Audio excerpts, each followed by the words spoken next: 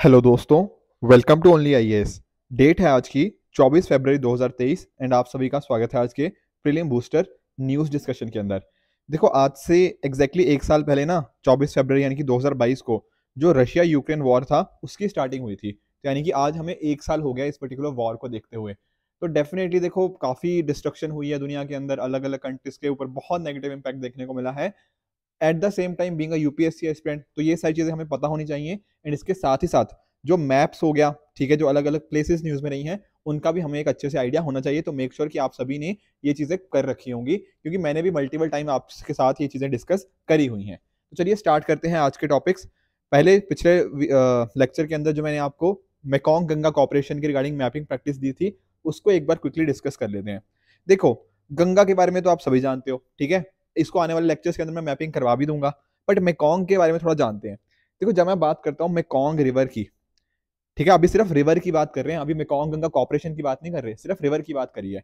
अब यहाँ पर नोटिस करो, जो मेकॉन्ग रिवर है ना, वो दरअसल में टोटल 6 कंट्रीज से होती हुई जाती है। सर कौन सी 6 कंट्री? एक तो सर यहाँ पे हो गया चाइना, फिर उसके बाद आप यहाँ पे नोटिस कर सकते हो म्यांमार इस पर्टिकुलर कंट्री में भी है, साथ ही साथ Thailand, Laos, Cambodia and Vietnam.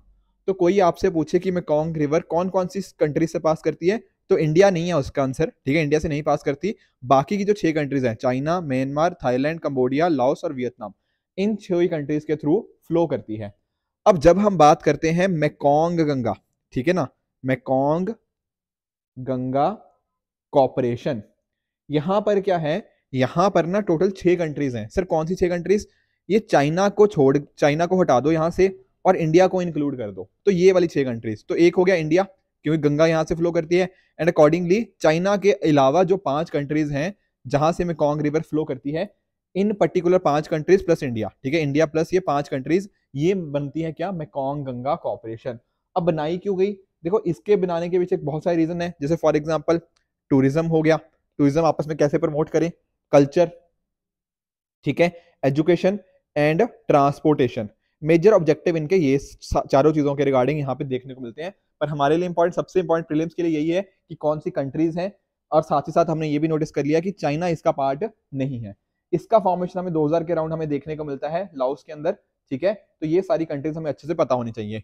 कुछ स्टूडेंट्स ने नीचे मुझे ना एक निमोनिक भी बताया है। निमोनिक आप इस तरह से याद कर सकते हो, LIMC a, ठीक है ना, लिम्का टीवी करके है। पर ध्यान रखना ये ए स्मॉल है यहाँ पे। कहने का मीनिंग क्या, एल से लाओस हो गया, आई से इंडिया, एम से म्यांमार, सी ए से कंबोडिया, टी से थाईलैंड और वी से वियतनाम। तो इस तरह से भी आप याद रख सकते हो।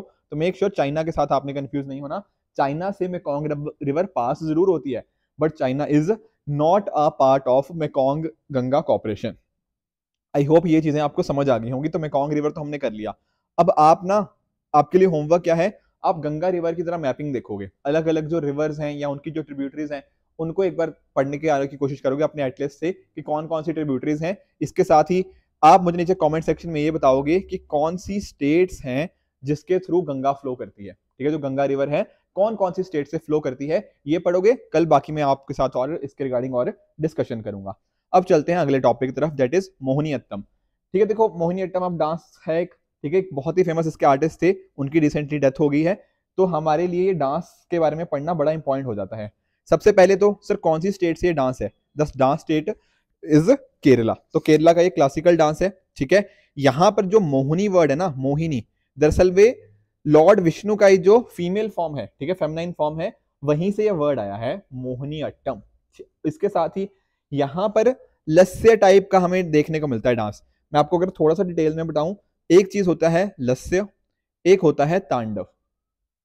जब मैं बात करता हूं लस्य की, दरअसल में ये गॉडेस पार्वती को डिनोट करता है, या फिर जो फीमेल कैरेक्टरिस्टिक्स है उसके साथ।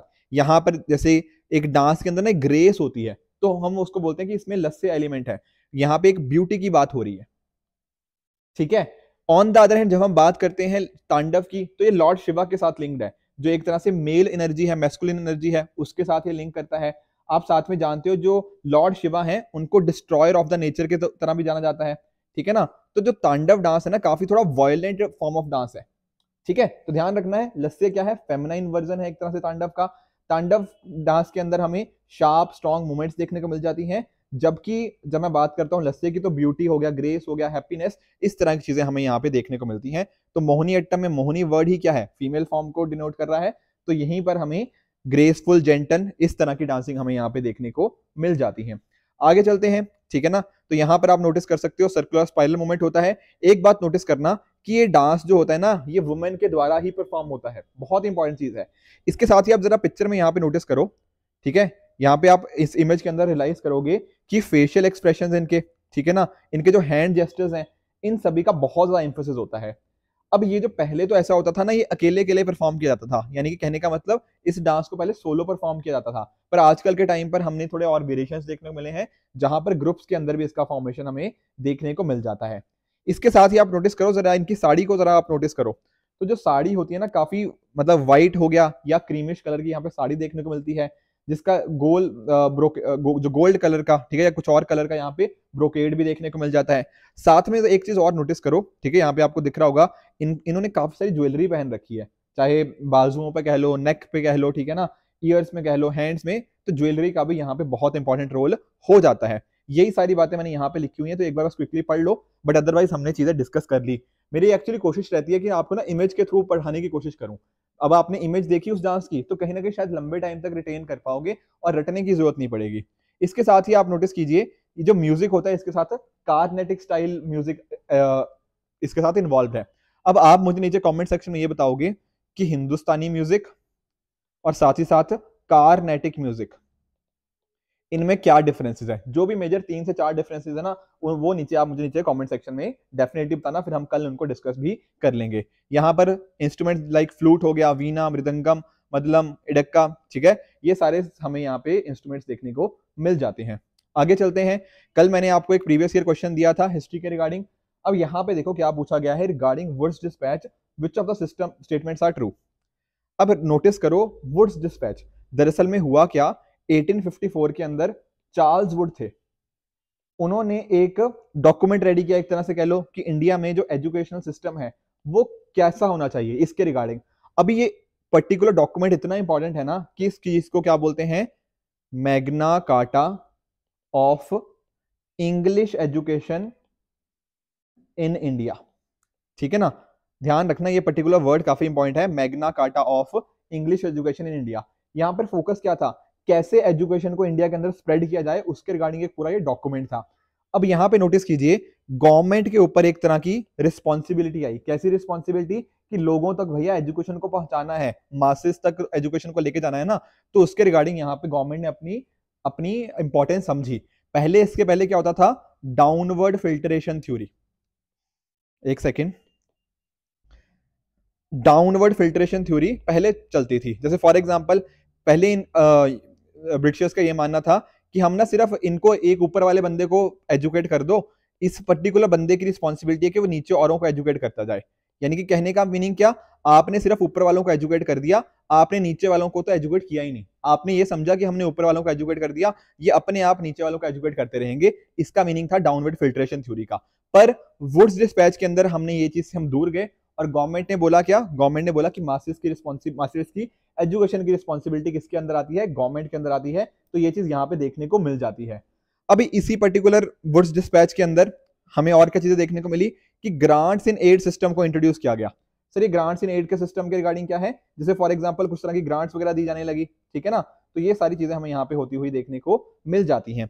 इसके साथ ही यूनिवर्सिटीज को एस्टेब्लिशमेंट की बात करी गई, कहां पर, कैलकाटा, मद्रास एंड बॉम्बे, ठीक है, यहां पर बोला गया कि हम इसको सेटअप करेंगे। इसके साथ ही जो थोड़ा ग्रांट्स को प्राइवेट सेक्टर के साथ भी लिंक कर सकते हो, ठीक है, तो ये सारी चीजें हमें यहाँ पे देखने को मिल जाती हैं। अब देखो तो स्टेटमेंट थर्ड क्या कह रही है, स्टेटमेंट थर्ड कह रही है कि English as a medium of instruction at all level of education was recommended. क्या ऐसा था, द आंसर इज नो। दरअसल में ना जो हायर स्टडीज होती हैं वहां पर तो हमने बोला कि हाँ जी हमें क्या चाहिए, इंग्लिश एजुकेशन, पर जब हम बात करते हैं स्कूल लेवल की, तो स्कूल लेवल के ऊपर क्या था, यहां पर बात हुई थी वर्नैकुलर कंटेंट की, ठीक है ना। तो ध्यान रखना है, इंग्लिश हर पर्टिकुलर लेवल पे नहीं थी, इंग्लिश हायर स्टडीज के लिए थी। स्कूल लेवल पर जो चीजें हैं वो वर्नैकुलर कंटेंट के अंदर ही दिए जानी थी। तो इस वजह से स्टेटमेंट 3 हमारी हो जाती है गलत, इसलिए हमारा आंसर क्या बन गया, option number A, 1 and 2 only. देखो एक चीज सीखने की कोशिश करना, यहां मैंने आंसर बताया है आपको, डेफिनेटली पर मैंने आपको वुड्स डिस्पैच भी आपको एक बार रिवाइज करवा दिया। इसी तरह से आपको भी अपने ना जब भी चीजें रिवाइज कर रहे हो प्रीलिम्स के रिगार्डिंग, कोशिश करना कि जो टॉपिक पढ़ लिया है ना उसको अच्छे से पढ़ो। ऐसा नहीं कि बस क्वेश्चन देख लिया, आंसर देख लिया तो बात खत्म होगी, नहीं। तो फिर कहीं ना कहीं प्रीलिम्स में ना आंसर करना इजी हो जाएगा अगर आपने उसके रिगार्डिंग और भी बैकग्राउंड इन्फॉर्मेशन रिसर्च करी होती है। यही रीजन रहता है कि मैं ना काफी सारे क्वेश्चन डिस्कस करता हूँ आपके साथ, ताकि वो टॉपिक ही आपका कहीं ना कवर हो जाए उसके रिगार्डिंग। ठीक है, इसी वजह से मैं आपको क्वेश्चन देता हूँ, फिर आप उनको अटेम्प्ट करते हो, फिर अच्छे से हम उसको डिस्कशन कर पाते हैं। अब कल के लिए मैं आपको ये क्वेश्चन दे रहा हूं कि चंपारण सत्याग्रह के रिगार्डिंग कौन सी एक सिग्निफिकेंट एस्पेक्ट था। इसका आप मुझे आंसर तो बताओगे ही कि क्या ए है, बी है, सी है या डी है। इसके साथ ही साथ आप मुझे ये भी बताओगे कि गांधी जी को चंपारण में किसी ने इनवाइट किया था, उस पर्टिकुलर पर्सन का क्या नाम था जिन्होंने गांधी जी को इनवाइट किया था चंपारण के लिए। फिर कल हम इसको डिस्कस करेंगे। अगले टॉपिक की तरफ चलते हैं, दैट इज सिंथन टॉप। अब देखो, जो नेशनल हाईवे जो सिंथन टॉप को जाता है वो उसको रिसेंटली ओपन किया गया था। अब ये भी थोड़ा लोकेशन हमें देखनी पड़ेगी इसकी। दरअसल में क्या है ना, सिंथन जो पास है या सिंथन टॉप है, एक हाई माउंटेन पास है। यहां पर हमें देखने को मिलेगा कि ये जो साउथ कश्मीर की ब्रैंग वैली है अनंतनाग डिस्ट्रिक्ट के अंदर, और साथ ही साथ जो चिनाब वैली है उसको ये कनेक्ट करता है। यहां पर आप पिक्चर के अंदर देख भी सकते हो, ठीक है ना, ये रहा सिंथन पास। कुछ और पर्टिकुलर पासेस भी आप देख सकते हो, ये देखो जैसे पीर पंजाल पास, ये इसी के पास में बनिहाल पास आप देख सकते हो। यहाँ पर हिमाचल वाली साइड में आपको रोहतांगला देखने को मिल जाता है। जम्मू एंड श्रीनगर भी आप यहाँ पर नोटिस कर सकते हो। तो मैपिंग के ऊपर जब चीजें पता होती है ना, थोड़ा इजी हो जाता है। तो ध्यान रखना, क्या जो सिंथन पास है वो कश्मीर को कनेक्ट करता है चिनाब वैली के साथ। अगर इतना भी आप थोड़ा पढ़ लोगे ना, I think that should be enough for your exam. इसके साथ ही आप नोटिस करो, यहाँ पास के ऊपर कोई लोकल पॉपुलेशन नहीं है। बस होता क्या है, कुछ जो चराते हैं अपनी गाँव को वगैरह को, उनको रिगार्डिंग कुछ शेफर्ड्स वगैरह यहाँ पे रहते हैं। अदरवाइज थोड़ा टूरिज्म के रिगार्डिंग लोग रहते हैं, पर अदरवाइज लोकल पॉपुलेशन हमें यहाँ पे नहीं देखने को मिलती। अगले टॉपिक की तरफ चलते हैं, या फिर प्रीवियस ईयर क्वेश्चन डिस्कस कर लेते हैं। ये भी मैंने कल आपको होमवर्क दिया था, कुछ लोगों ने इसको अटेम्प्ट किया है, कुछ ने नहीं भी किया।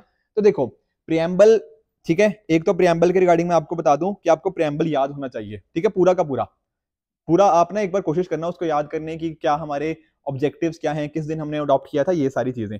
We the people of India having solemn resolved to constitute India into a sovereign socialist secular democratic republic. इसी तरह से आपको नीचे तक पूरा याद होना चाहिए। अब देखो यहां पर क्या पूछ रहा है, preamble to constitution of India का क्या होता है, क्या वो कॉन्स्टिट्यूशन का पार्ट है या नहीं है। देखो, जब मैं बात करता हूं प्रेम्बल कॉन्स्टिट्यूशन का पार्ट है या नहीं है, तो दरअसल में ना एक हमारे यहाँ पे बेरूबारी केस हुआ 1960 के अंदर। यहां पर सुप्रीम कोर्ट ने क्या बोला कि जो प्रियम्बल है ना वो पार्ट नहीं है कॉन्स्टिट्यूशन का। पर 1973 के अंदर हमारे पास एक बहुत ही इंपॉर्टेंट केस आया, that is Kesavananda Bharati case. अब केशवानंद भारती केस आप सभी जानते हो कि बेसिक स्ट्रक्चर डॉक्ट्रिन हमें यहाँ पे देखने को मिला, पर साथ ही साथ वहां पर इस पर्टिकुलर केस में ये भी बोला गया कि प्रियम्बल पार्ट है, ठीक है। तो इस केस ने हमें बताया कि preamble is a part of constitution. इसके अलावा एक केस हुआ था यूनियन गवर्नमेंट वर्सेस LIC, ठीक है, उसके अंदर भी ये 1995 का केस है। इसके अंदर भी सुप्रीम कोर्ट ने एक्सेप्ट किया कि हाँ जी, preamble is an integral part of constitution. ये बात आपको ध्यान में रखोगे, तो इस केस में बोला गया था, फिर बाद में उसी को रीआइट्रेट यहाँ पे किया गया। तो पहली बात तो सर समझ आ गई कि पार्ट ऑफ द कॉन्स्टिट्यूशन तो है, तो बी स्टेटमेंट तो वैसे ही गलत होगी। अब क्या इसके लीगल एस्पेक्ट में क्या है, तो देखो जो प्रियम्बल है ना वो लीगली बाइंडिंग नहीं है, ठीक है। पर यहां पर कोर्ट्स ने ये बात भी बोली हुई है कि अगर अगर हमें किसी चीज को इंटरप्रेट करना हो तो हम प्रियम्बल की तरफ देखते हैं, ठीक है। प्रियम्बल एक तरह का हमारा गाइडिंग लाइट है, गाइडिंग स्टार बोल सकते हो। तो होता क्या है ना, प्रियम्बल हमारे कॉन्स्टिट्यूशन का पार्ट तो है, but it has no legal effect independent of other parts. Other part जैसे मान लो फंडामेंटल राइट्स की बात कर रहे हैं, तो उसके हिसाब से देखा जाता है कि अच्छा ये कोई चीज वायलेट हो रही है नहीं हो रही, उसके हिसाब से हम देख सकते हैं कि उसका लीगल इफेक्ट है या नहीं है। तो इसका आंसर क्या बन जाएगा, option number D, a part of the constitution but has no legal effect independently of other parts, ठीक है। अब यहां पर आप मुझे बताओगे कि डेट ऑफ अडॉप्शन ये कौन सी है जो हमारे प्रियम्बल में देखने को मिल जाती है। लिखा है ना, we do hereby adopt enact and give to ourselves this constitution. वो कौन सी डेट है, उस डेट का आप मुझे बताओगे कमेंट सेक्शन के अंदर कि कौन सी डेट की बात करी गई है। इसी तरह से कल के लिए एक और क्वेश्चन दे रहा हूं आपको पॉलिटी का, ये क्वेश्चन आप ट्राई करना, कोशिश करना इसको अटेम्प्ट करने की, फिर कल हम इसको भी फर्दर डिस्कस करेंगे। अब चल लेते हैं अगले टॉपिक की तरफ, that is IIFT, Indian institute of foreign trade. देखो IIFT ने अपनी रिसेंटली 60th एनिवर्सरी मनाई है। आप में से कुछ लोग ऑलरेडी जानते होंगे, एक बहुत ही प्रोमिनेंट MBA इंस्टीट्यूट है, ठीक है ना। बहुत साल पहले मुझे भी यहाँ पे एडमिशन ऑफर हुआ था, ऑल्दो मैंने नहीं किया, बट स्टिल एनीवेज तो यहाँ पर क्या होता है कि IFT एक ministry of commerce and industry के अंदर एक ऑटोनोमस एजुकेशन इंस्टीट्यूशन है, ठीक है। और ये एक तरह की क्या है, ऑटोनोमस बॉडी है। क्या पर्पस के लिए इसको ऑफर किया जा रहा है या फिर क्या पर्टिकुलर पर्पस सर्व कर रहा है? देखो आप एक नोटिस करो, हमारे कंट्री में ना जरूरत होती है प्रोफेशनल एजुकेशन की, और साथ ही साथ नए नए जैसे इंटरनेशनल बिजनेस के अंदर कुछ कुछ नई नई चीजें होती रहती हैं दुनिया में। हमें ट्रेडिंग के रिगार्डिंग कुछ नए बिजनेस एग्जीक्यूटिव्स की रोल होती है, उसके रिगार्डिंग हम अपने लोगों की कैपेसिटीज को डेवलप कर पाएं। कंट्रीज या फिर जो इंटरनेशनल इश्यूज हम उन पर कैसे टैकल कर सकते हैं, कैसे वहां तक पहुंच सकते हैं, जो अलग अलग ट्रेडिंग रिलेटिंग इश्यूज आते हैं, इकोनॉमिक इश्यूज आते हैं कंट्रीज के बीच में, वहां पर हम कैसे उन चीजों को हम फेस कर सकते हैं, हमारे लोगों को कैसे स्किल कर सकते हैं, उसके लिए पर्टिकुलर इंस्टीट्यूशन है under the ministry of commerce and industry, that is IIFT। इस पर्टिकुलर इंस्टीट्यूशन को deem to be university status मिला था 2002 के अंदर। इसके अलावा आप और भी देख सकते हो, यहाँ पर सिविल सर्विसेज का ट्रेनिंग इंस्टीट्यूशन की तरह भी वर्क करता है। मेन कैंपस इसका दिल्ली में देखने को मिल जाएगा, और इसके जो बाकी कैंपसेज हैं वो कोलकाता और काकीनाडा में हमें देखने को मिल जाएंगे, ठीक है। ऑब्जेक्टिव आप समझ गए हो, क्या काम करता है, एक तरह का लर्निंग एनवायरनमेंट क्रिएट करता है ताकि लोग इंटरनेशनल बिजनेस के साथ साथ सोसाइटी के साथ भी सेंसिटिव हो पाए। ये सारे काम हमें यहाँ पे देखने को मिल जाते हैं। अगले टॉपिक की तरफ चलते हैं, दैट इज TKDL। TKDL क्या है sir? Traditional knowledge digital library. अब यहां पर देखो न्यूज से चलो हम समझ लेते हैं न्यूज क्या है। यूरेशियन पेटेंट ऑर्गेनाइजेशन EAPO और साथ ही साथ जो CSIR है, council of scientific and industrial research, इन्होंने TKDL एक्सेस एग्रीमेंट एक साइन किया है, ठीक है। अब मीनिंग समझते हैं कि आखिर TKDL है क्या। देखो आप जानते हो यहाँ पर हमारे पास ना हमारी कंट्री में बहुत सारी ट्रेडिशनल नॉलेज है, ठीक है। हो सकता है किसी गांव में किसी के पास कोई ट्रेडिशनल नॉलेज हो, हमारे जैसे पहले वैद वगैरह हुआ करते थे उनके पास बहुत अच्छी खासी ट्रेडिशनल नॉलेज होती है, हमारे जो ट्राइबल सेक्शंस हैं उनके पास बहुत अच्छी खासी नॉलेज होती है। पर आप खुद सोचो कि अगर कोई बाहर की कंपनी, मान लो कोई और, या बाहर की कंपनी या फिर कोई दूसरी कंपनी आई, उसने देखा यार इसकी तो नॉलेज बड़ी अच्छी खासी है, और उसने क्या किया ना, इसकी नॉलेज का मिसयूज कर लिया और खुद वो प्रोडक्ट बनाने लग गए। समझ रहे हो? जैसे मैं आपको छोटा सा एग्जांपल है, तो मान लो जैसे आपकी हल्दी, आप अपने घर में कुछ इस तरह की चीजें यूज करते हो, कल को इसने पर्टिकुलर कंपनी ने उससे करोड़ों रुपए कमा लिए। यहां पर हुआ क्या, दरअसल में नॉलेज तो आपकी है। इसी तरह से इंडिया के अंदर भी तो बहुत सारे हमारे मेडिसिन सिस्टम है, चाहे आयुर्वेदा की बात कर लो, योग की बात कर लो, ठीक है, यूनानी सिद्धा, ठीक है, सोया रिग्पा की बात कर लो। ये सभी चीजें क्या है, यहाँ पर बहुत सारी इंफॉर्मेशन है। कोई पर्टिकुलर बाहर का इंसान इन पर्टिकुलर इंफॉर्मेशन से ऐसा नहीं होना चाहिए ना कि उसका मिसयूज कर ले। तो हमने ना उसके रिगार्डिंग एक डिजिटल लाइब्रेरी बना दी है कि मान लो अगर किसी को मान लो कोई पेटेंट लेना है, तो वो उस चीज का पेटेंट नहीं ले सकता जो ऑलरेडी हमारे यहाँ पे नॉलेज में एग्जिस्ट करता है, ठीक है ना। इसी को बोलते हैं ट्रेडिशनल नॉलेज डिजिटल लाइब्रेरी। हमारी जितनी भी ट्रेडिशनल नॉलेज है हमने उसकी एक रिपोजिटरी बना ली है, एक जगह पे सारा डेटा इकट्ठा कर लिया है कि कल को कोई मान लो पेटेंट लेने आता है तो गलत बंदे को पेटेंट नहीं जाना चाहिए। इसके लिए हमने उसका एक डिजिटल चीज बना रखी है ताकि इंडियन जो ट्रेडिशनल मेडिसिन नॉलेज है उसको हम कहीं ना कहीं प्रोटेक्ट कर पाए और इसका मिस यूज को हम कहीं ना कहीं प्रिवेंट कर पाए। अब यहाँ पर जो डेटाबेस है ये 2001 में स्टैब्लिश हुआ था between a collaboration between CSIR, council of scientific and industrial research, और साथ ही साथ मिनिस्ट्री ऑफ आयुष हमें देखने को मिलती है, जैसे आयुर्वेद, यूनानी सिद्धा, सोआ रिग्पा, योगा, ये सारे हमें यहाँ पे देखने को मिल जाते हैं। ध्यान रखिए जो इसकी रिगार्डिंग इन्फॉर्मेशन है ना वो 5 इंटरनेशनल लैंग्वेजेस में भी हमें देखने को मिल जाएगी, which includes English, German, French, Japanese and Spanish. तो ये सारी चीजें इसमें इंक्लूडेड होती हैं, ठीक है। अब एक इंपॉर्टेंट चीज साथ में ही, जो भी TKDL डेटाबेस होता है वो सिर्फ पेटेंट ऑफिस को अवेलेबल होता है थ्रू TKDL एक्सेस एग्रीमेंट। तो ये सारी चीजें हमें अच्छे से पता होनी चाहिए। नेक्स्ट टॉपिक की तरफ बढ़ते हैं, दैट इज अनुभूति इंक्लूसिव पार्क। जो union minister for road transport and highways यानी कि जो नितिन गडकरी जी हैं, उन्होंने रिसेंटली फाउंडेशन स्टोन ले किया है किसका, दिव्यांग पार्क का या फिर अनुभूति इंक्लूसिव पार्क। अब समझने की कोशिश करना, यहाँ पर क्या किया जा रहा है ना, जैसे हमारे जो दिव्यांग जन होते हैं, बेसिकली जो किसी भी तरह की कोई डिसेबिलिटी हो सकती है, ठीक है, उन सभी पर्सन्स के लिए हमने एक तरह का पार्क बनाया है। अब ये जो पार्क होगा ना इसमें अलग अलग फैसिलिटीज होंगी कि मान लो किसी पर्सन को अगर मान लो नहीं दिखता पर उसके रिगार्डिंग भी एक गार्डन बना हुआ है, ठीक है, वो वहां की स्मेल के थ्रू उस गार्डन का आनंद ले सकता है। कोई पर्सन टच नहीं कर सकता तो वहां पर चीजें हो सकती हैं, ठीक है ना। किसी के रिगार्डिंग कुछ भी इस तरह की मतलब कोई डिसेबिलिटी होती है ना, उनके लिए हमने अलग से एक पार्क बना दिया, उसी का नाम क्या है, अनुभूति इंक्लूसिव पार्क। तो इसके रिगार्डिंग बस इतना ही ध्यान रख लो कि बन कहां पर रहा है, नागपुर महाराष्ट्र के अंदर, और ये दुनिया का पहला इंक्लूसिव डिसेबल्ड पार्क है, राइट। तो ये इंपॉर्टेंट इन्फॉर्मेशन हमने इसके रिगार्डिंग पढ़नी थी। यहाँ पर जितनी भी 21 टाइप्स ऑफ डिसेबिलिटीज होती हैं उनकी सारी फैसिलिटीज यहाँ पे अडॉप्टेड है, जैसे फॉर एग्जांपल हाइड्रोथेरेपी यूनिट हो गया, वाटर थेरेपी हो गया, इंडिपेंडेंट रूम हो गया यहाँ पे डिफरेंटली एबल चिल्ड्रन के लिए या मदर्स के लिए, ये सारी चीजें यहाँ पे हमें देखने को मिल जाती हैं। नेक्स्ट टॉपिक की तरफ आगे बढ़ते हैं, that is new start treaty. अब यहाँ पर सर स्टार्ट का मीनिंग क्या है? The word start stands for strategic arms reduction treaty. ठीक है, एक्चुअल में हुआ क्या था ना, एक साइड है हमारे पास, एक रशिया है और एक है यूएसए, या फिर पहले कह लो कि रशिया से पहले क्या होता था, यूएसएसआर होता था। तो कोल्ड वॉर के टाइम पर ना आपस में ये जो कंट्रीज थी इनके बीच में काफी क्वेश्चंस रहते थे कि पता नहीं यार सामने वाला न्यूक्लियर अपने वॉर हेड्स को इंक्रीज करते जा रहा है, कल को कोई इशू ना हो जाए इसके रिगार्डिंग। तो इस वजह से ना इन कंट्रीज ने क्या किया, आपस में एक ट्रीटी साइन कर ली। ठीक है, तो उस ट्रीटी में क्या बात कर रहे थे कि जितने भी स्ट्रेटेजिक हमारे पास जो आर्म्स है हम उनको कम करेंगे। तो हुआ क्या, हमने ना एक देखने को मिला हमें स्टार्ट वन ट्रीटी। ठीक है, ये जो स्टार्ट वन ट्रीटी थी ये 2009 में एक्सपायर होगी। उसी तरह से हमारे पास एक शॉर्ट करके ट्रीटी थी, स्ट्रेटेजिक ऑफेंसिव रिडक्शन ट्रीटी। फिर उसके बाद हम क्या आए, न्यू स्टार्ट ट्रीटी के अंदर, that is strategic arm reduction treaty. नाम देखो ना, स्ट्रेटेजिक आर्म का हमने रिडक्शन करना है। अदरवाइज होता क्या है, आप खुद देखो, दोनों कंट्रीज अपने न्यूक्लियर वॉरहेड्स को बढ़ाए जा रही हैं, बढ़ाए जा रही हैं, बढ़ाई जा रही हैं। उससे नुकसान किसका हो रहा है? दोनों कंट्रीज का ही तो हो रहा है। तो एक तरह से ना हमारी कोशिश करी थी कि हम अपने न्यूक्लियर वॉरहेड्स को बहुत ज्यादा इंक्रीज नहीं करेंगे, कोल्ड वॉर के टाइम पर जितने हमने बना रखे थे उससे हम धीरे धीरे कम करने की कोशिश करेंगे। इसलिए हमारे पास स्टार्ट वन हो गया, शॉर्ट ट्रीटी हो गया, उसी तरह से न्यू स्टार्ट ट्रीटी हमें देखने को मिली थी। तो सर अभी क्यों न्यूज में है? अभी न्यूज में इसलिए है क्योंकि जो रशियन प्रेसिडेंट है, ये जो पुतिन साहब है, इन्होंने अनाउंस किया है कि जो रशिया है वो सस्पेंड कर रहा है अपना participation in new start treaty. ये इकलौता एक ऐसा बचा हुआ, ठीक है, ट्रीटी थी बिटवीन यूएस एंड रशिया। अब वो भी एंड करने की यहाँ पे बात, या फिर सस्पेंड करने की बात हमें यहाँ पे देखने को मिल जाती है। राइट, ये पूरी इसकी हिस्ट्री लिखी हुई है। आप देख सकते हो कि जो उस टाइम के प्रेसिडेंट थे यूएस के, रोनाल्ड रीगन, और sorry Ronald Reagan as in वहां के, एंड साथ ही साथ जो जॉर्ज एच.डब्ल्यू. बुश, इनके द्वारा मतलब इस पर्टिकुलर को हमें देखने को मिला था। And accordingly new start treaty फिर हमें आने वाले टाइम के अंदर देखने को मिल जाती है।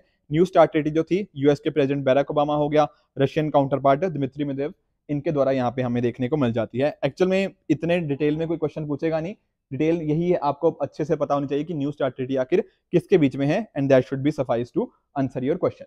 राइट, तो ये थे आज के टॉपिक्स जो हमें डिस्कस करने थे।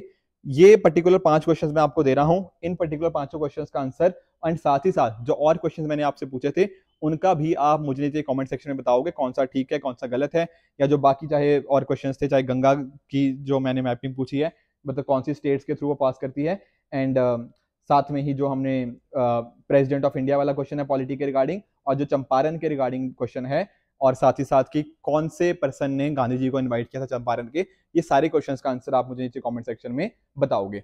कल जो मैंने आपको 5 क्वेश्चन दिए थे, इनके मैं क्विकली आपको एक बार आंसर बता देता हूं। पहला है चितवन डिक्लेरेशन, तो क्या ये एशियन एलिफेंट के साथ लिंक्ड है? The answer is false. कल पढ़ा था ना राइनोस के बारे में, तो ये राइनोस के साथ लिंक्ड है। दूसरा, Ayushman Bharat health and wellness centre, देखो काफी लोगों को यहाँ पे कंफ्यूजन हुई है, किसी ने इसका आंसर ट्रू लिखा है, किसी का इसका आंसर फॉल्स लिखा है। तो यहाँ पर देखो इसका आंसर ट्रू है। आप याद करो, मैंने आपको बताया था कि आयुष्मान भारत के अंदर 2 पार्ट्स देखने को मिलते हैं, एक प्रधानमंत्री जन आरोग्य योजना और दूसरा हेल्थ एंड वेलनेस सेंटर। तो जो हेल्थ एंड वेलनेस सेंटर है वो तो प्राइमरी हेल्थ केयर के ऊपर ही है ना, जो प्रधानमंत्री जन आरोग्य योजना है वो सेकेंडरी और टर्शरी के ऊपर जाता है। तो ये स्टेटमेंट यहाँ पे ट्रू होगी, फॉल्स नहीं होगी। जिन्होंने फॉल्स किया ना, एक बार दोबारा उसको गो थ्रू करना। तीसरा स्टेटमेंट है वायनाड वाइल्ड लाइफ सेंचुरी, क्या ये लार्जेस्ट वाइल्ड लाइफ सेंचुरी है केरला के अंदर? The answer is false. दरअसल में क्या है, ये second largest wild life sanctuary है। तो सर फर्स्ट कौन सी थी? फर्स्ट थी पेरियार। राइट, चौथा स्टेटमेंट साउथ चाइना सी, ये बिल्कुल ठीक स्टेटमेंट है, तो ये ट्रू हो जाएगी। पांचवा, नाल सरोवर बर्ड सेंचुरी, क्या राजस्थान के अंदर देखने को मिलती है? द आंसर इज फॉल्स, ये आती है गुजरात के अंदर। ठीक है, तो ये हो गए कल जो 5 क्वेश्चन दिए थे उनके आंसर। इन 5 का आप मुझे नीचे कमेंट सेक्शन में बताओगे along with the other question which I have asked. फिर कल हम उनको डिस्कस करेंगे, गंगा की मैपिंग भी करेंगे। तो मेक श्योर कि आप इसी तरह से कहीं ना कहीं पढ़ते रहो। आई एम वेरी श्योर इस पर आपका प्रीलिम्स बहुत अच्छा जाएगा। ठीक है फ्रेंड्स, तो अगर आपको इसको लेक्चर की पीडीएफ चाहिए, आप हमारे Telegram channel only as nothing else पे जाके इसकी पीडीएफ को एक्सेस कर सकते हो एंड अपने प्रेपरेशन को और भी बेहतर बना सकते हो। So friends, this it for this video. I hope आपको आज का सेशन अच्छे से समझ आया होगा। इसी तरह से आप भी अपने एंड पे हार्ड वर्क करते रहिए। Goodbye and good luck.